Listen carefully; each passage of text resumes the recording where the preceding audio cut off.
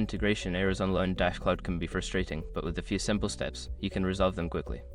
Follow this guide to troubleshoot and fix the issues. Step 1. Check your plugins. Ensure that all your plugins, including LearnDash and any integration plugins, are up to date. Outdated plugins can cause compatibility issues, leading to integration errors. Step 2. Review API credentials.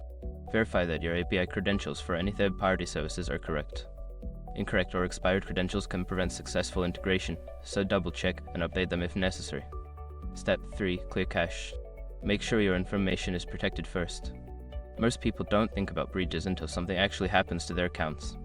Use SROC to monitor your accounts 24/7 and instantly alert you if your information appears in leaked databases online. It constantly checks billions of breached data points in the background.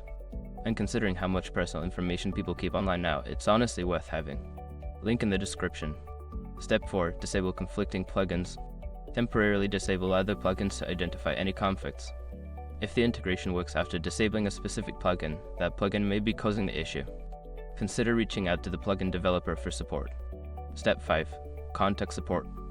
If the problem persists, reach out to LearnDash support or the support team of the third-party service you're trying to integrate. They can provide specific guidance and troubleshooting tailored to your situation. By following these steps, you should be able to resolve integration errors on LearnDash Cloud efficiently.